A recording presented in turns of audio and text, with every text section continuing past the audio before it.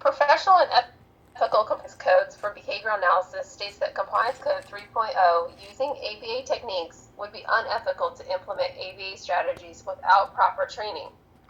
In Compliance Code 3.01a also states that behavioral analysis conduct current assessments prior to making recommendations or developing behavior change programs. They must first conduct a functional assessment.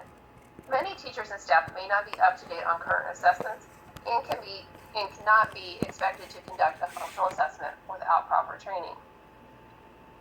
B states behavioral analysis have an obligation to collect and graph the display data using behavior analytic conventions in a manner that allows for decision and recommendations for behavior change program development.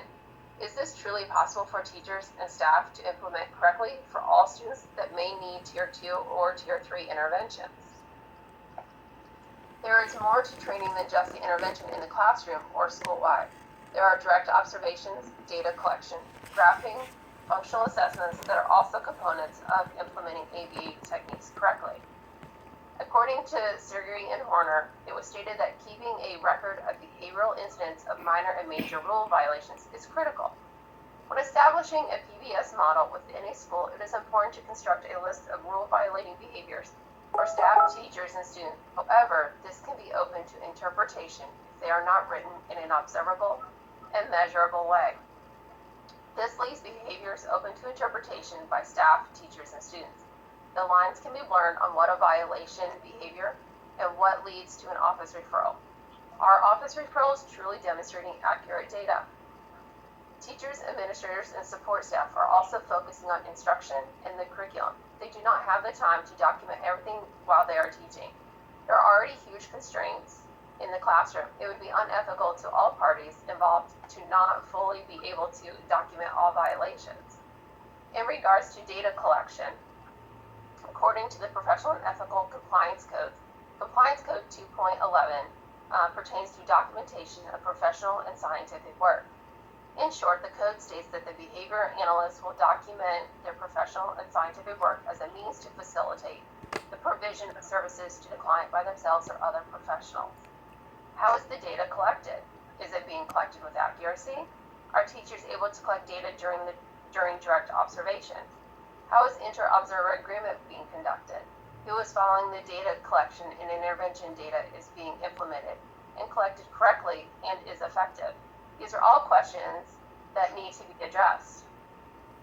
According to the Compliance Code 2.10, documenting professional work and research, behavior analysis appropriately document their professional work in order to facilitate provisions of services later by them or by other professionals is to ensure accountability and to meet other requirements of an organization or the law. Behavior analysis have a responsibility to create and maintain documentation in a kind of detail and quality that would be consistent with the best practices and the law. Teachers and staff within a school are not certified behavior analysis and should not be implementing ABA techniques and interventions through a PBS model. It could cause more harm than good to students if a function of a behavior is missed or misinterpreted. Everything is very data-driven now, and if the data is not correctly gathered, it cannot be interpreted and implemented effectively. Like Alexis has stated in regards to teacher buy-in, through research it is suggested that there is at least 80% buy-in from teachers and staff within a school to effectively implement PBS model. However, this can be very difficult to achieve, and even if 80% buy-in does occur, not always does that mean that the designed PBS model is implemented with fidelity in the classroom and building-wide by those teachers and staff members. In regards to the individualization, even though antecedent and environmental changes have been made, which gives the students the ability to make choices in their behavior and the delivery of instruction has been differentiated, doesn't meet the students on an individual basis. Students may not be willing to work toward the school-wide incentives and may be willing to work towards other rewards. How would this be individualized?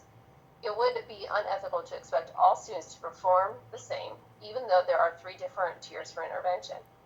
There needs to be incentives individualized also.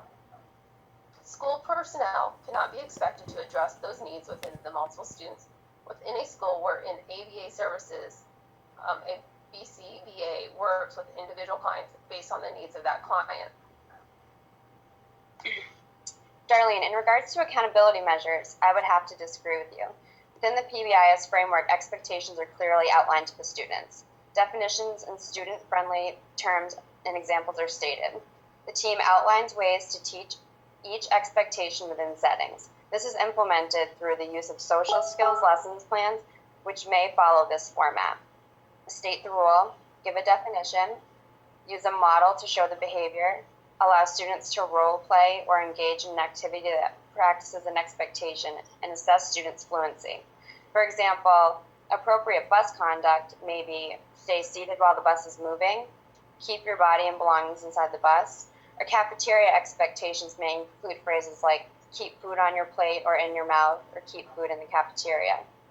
Many schools choose to use several days at the beginning of each year to take the students around the school to stations where the skills are taught in setting-specific locations. For example, a bus may be brought to the school and the children would practice lining up, entering the bus, sitting on the bus, and exiting the bus using hula hoops to denote proper body space distance and lining up to enter the bus. Darlene, you addressed Compliance Code 2.10, documenting professional work and research. Within the PBS model, measures are taken to document professional work in order to facilitate provision of services. As Lorraine stated, most schools are now using the School-Wide Information System, SWIS, for decision-making.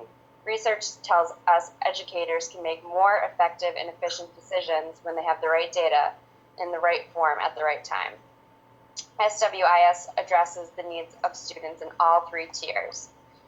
The reports available within SWIS allow teams to review school-wide referral patterns, define behavior patterns in greater detail. For example, they can look at disproportionality by ethnicity, detailed information about individual students' referral patterns, and year-end reports to guide action planning for the upcoming school year. Monitor individual student progress, review the overall integrity and fidelity of the program, define data collection measures, upload and store documentation, and summarize data for decision-making. Thank you, Heather, for those points, but I would like to address that I disagree with Miranda in regarding to her statement regarding office referrals. They are a good method for collecting data. However, they can be a form to collect data, but should not be the only form of data collection for a PBS model. A child may have difficulty with one teacher or just in the lunchroom where it is an unstructured setting and having a problem with the routine or another student, and then they're only getting referrals in those areas. Is the referral only objective information, or could it be interpreted to be subjective? In regards to one classroom may have a higher rate of office referrals and needs more support, could be sending up red flags of implementation of PBS. Is the teacher implementing with fidelity of the plan that was put in place school-wide, or is he or she writing office referrals instead? Teachers are expected to meet the needs of all students on all academic levels, and there are already so much put on their plates that adding more in regards to data collection is unethical. It would be difficult for a teacher to document behaviors and be teaching the instruction at the same time. This would also be the same for Tier 2 or Tier 3 students that require more intense interventions. In regards to the points made on teacher-staff training, even though teachers, staff, and parents can be effectively trained to implement interventions within their classroom does not always mean the strategies and interventions are implemented consistently with fidelity. If interventions are not implemented the way they were intended on a consistent basis, then it is difficult to track accurate data.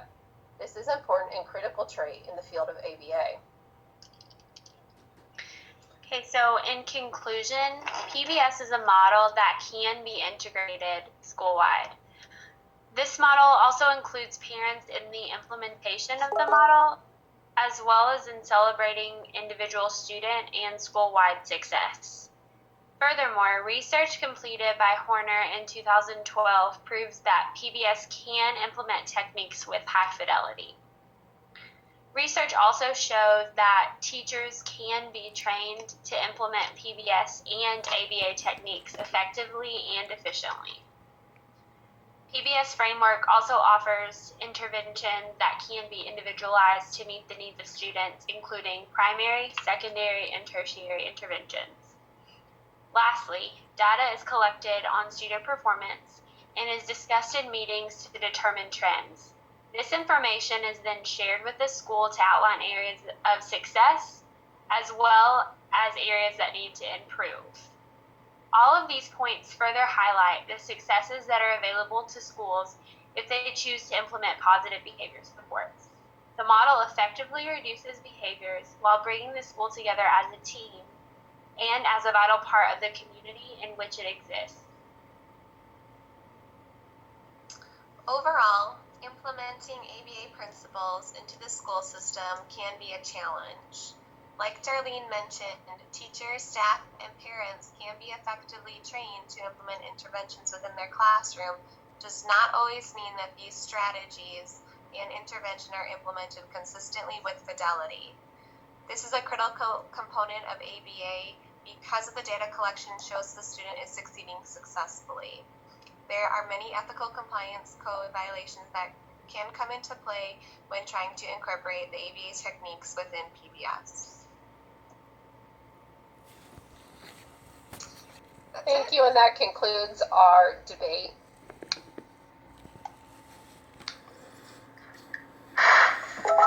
Okay, well done, guys. Thank you. Just go ahead and, if you can, just go ahead and leave it running for just a few minutes longer as I kind of wrap things up. Okay. So just curious, because I know, the assignment required there be one pro, one con side, but just with a show of maybe like a hands camera, how many, I guess, first, how many have used PBS, or how many have been in part of a program that uses it? You do, Darlene? Okay. Yeah. In your personal experience, how has that, I guess if you could just give me like a brief summary of, I guess, how that's gone or what your interpretations have been. The schools I've worked in, they're always in like the first or second year of implementation, so they always have the ideas, but I've never seen like the follow through and how it works after 4 years of implementation. The systems are in place, but I don't see, with having a special education classroom, I don't see how it really works with those students that really need the deep interventions. They pull tickets at lunch and call them out if they get these blue tickets that we teachers give them through our core values of our school. It's hit and miss. Mm-hmm. So does anyone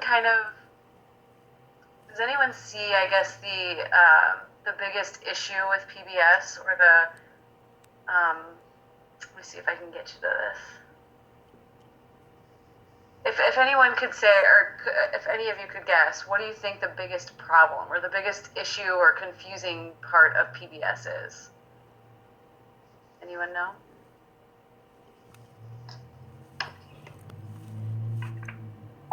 So my biggest issue with it is, I think there are a lot of features that make sense and sound good.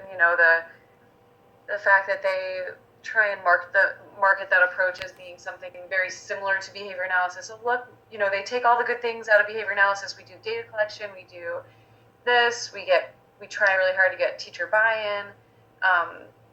But I agree with whoever made that one point about just because, a certain percentage of teachers buy into it doesn't mean that they're going to implement it correctly or with high fidelity or anything. So I think that's a really good point. But I guess my biggest concern or question mark over it is, then it looks like a duck and it quacks like a duck. Why don't we just call it a duck? Why do we have to go to all these efforts to call it something different, unless it is something entirely different? And in that case, then I think it just needs much, much more research to show whether it really truly is effective, especially in those cases you were saying, Darlene, in more of those individualized settings or situations where the problem behavior is unique and you can't just use some type of class-wide contingency to try and solve those problems. So I guess that's my biggest concern and confusion, I guess, is why the hubbub? Why do we need to go to all these lengths to create these I know the words sound really pretty. It sounds better than applied behavior analysis, probably. Especially when you have, some of the history we've had, unfortunately, in our field where, people have misused it, or in the broader scope of things, people might have a misconception about what that means. But I think that's on us then to do a better job disseminating to the broader masses, and then also educating folks on how it's done properly and appropriately. If I can, from my experience, it all comes down to numbers of suspensions, expulsions, and funding. Because as teachers, we're told you need to then, what are you doing in the classroom? What interventions are you doing? Because they want to keep suspensions low, and especially with, the law requiring that special ed students can't be suspended more than 10 days. It all really comes down to numbers, because then those numbers are going to district, and then those numbers go to the state, and so I think something has to be put into play. So PBS looks cool that, hey, we're doing something positive to help our student population, as it has changed over the years with all the negatives and the issues of, the guns and just all those issues, that something has to be put into play. Absolutely. I agree. I think in general, and I don't know if you guys listened to the full debate from the, zero tolerance debate. Mm-hmm. I absolutely agree there needs to be something done to better help teachers and school systems manage behavior problems and keep things safe and working smoothly. And so I do think it is a step in the right direction. At least it's not something totally different. At least it's building off of some of the science that we adhere to and abide by and monitor and evaluate within our practices. So I am happy that the direction it's going is at least in a somewhat good one. I think that there's a lot of work to do, though. I think that in general it's a little scary. If how someone said, one criticism of PBS is that it's a watered down version of ABA. And that's exactly what I worry about, is that are they omitting certain parts just because of the selling factor? But in the end, it's going to come back and bite them in the butt because they didn't take a more thorough approach to it. So I think the goal is always going to be to come up and strive for coming up with something that's a little bit much more thorough in getting the training and the education and the experience in those school systems so that you can better manage those types of behavior problems. I totally agree. I think it sucks when teachers are kind of left high and dry and don't have many supports. With a big class, they might have a couple kids with more needs than others or different types of needs, and it's hard to accommodate. So whether that should happen in a big old package and it be, mass trained across every school system, or should it be that kind of what I had said in that other debate, should we take on, more roles in those school systems, behavior analysts, so that we can do what we can in each school individually, just broader things to think about. But in the schools I've worked in, I have never had anyone in my building know of ABA or have any experience in it, and which scares me is that we're trying to implement all these things and no one has any background knowledge, and especially on the the PBS team that analyzes the data. In the building I'm in, that team just looks at the office referrals and then puts it in a chart and sends it out to us. That in these areas there's suspensions, or these grade level had the most referrals. So even those people on those teams don't have the background on how to really analyze the data and what they're been looking for, which scares me that we're trying to implement all these strategies, but they have no background knowledge. Right. I will say that when I worked with the school system in a special needs classroom, we did have a behavior analyst come in, and it kind of left this is before I knew what behavior analyst was, and the BCBA, she gave us an intervention plan for a student without ever seeing the child and the child's behaviors. She kind of just went off of what we told her. And then from there, I think we kind of had, that was a negative experience. And I think that if other schools are experiencing the same thing, that there's not much respect for the field. Yikes, I hope that doesn't happen often. That's pretty scary. Yeah. That's something that would be definitely violating quite a few codes and ethical codes. So that would be a BCBA who's out of compliance. So I really hope that's not why we have a bad name. That would be scary. I think that we have to be careful in our training too, that, you know, folks aren't moving through too quickly, that we're getting the right kind of training and the right practical experience so that those types of errors don't occur. But to speak to Darlene's point before, I think too, you kind of alluded to this, like we're trying to put a Band-Aid over a huge laceration and it's just not working. You know, like the Band-Aid sounds nice, like it's going to work, like it's going to cover some of the problem, but it's not really going to. And when you only get them so far, and then they don't really know how to take it any further, or actually, so they might satisfy the requirement that's laid forth, but they're not really fixing any problems. So I think that's where, you know, and I don't know, I'm horrible at this, but I don't know really what legislation is going forward and as far as school systems go, and who's kind of lobbying for better, more thorough approaches to be brought forth and advocated for. I don't really know who's doing that, but I think, you know, that's something to kind of think about if ever any of you guys go to ABAI. Oftentimes they do have talks or symposia, or they have panel discussions about what types of things are happening. And I know there's a fairly good representation from the PBIS folks. But I know we just have to be, as someone who's, I approach that with a lot of skepticism and being cautious. And that's what you should do with everything as scientists. You should always approach everything with a lot of questions and being skeptical, and never just take something for the face value and what you think it looks like, it looks good. You know, that's what we're supposed to do. We're supposed to take data on things and evaluate and demonstrate whether something is actually effective in doing what it says it's going to do. So I would encourage you, if you ever work in a setting where that type of, where they're using PBS, or, you know, for you, Darlene, I would, you know, start evaluating different things, seeing pick one thing, pick one target behavior of one kid, or one target measure for the entire class, or something like that. See whether, you know, what they tell you to do, or the different strategies they give, whether they work. Start evaluating them. I think that's what we need to push out there more of, is not in a bad way. We just need more research on it. Just like any other treatment that doesn't have any empirical support yet, you want to evaluate them so you have something on it. So I think that's kind of the take-home message here, is just to be really skeptical and cautious when you approach these types of things.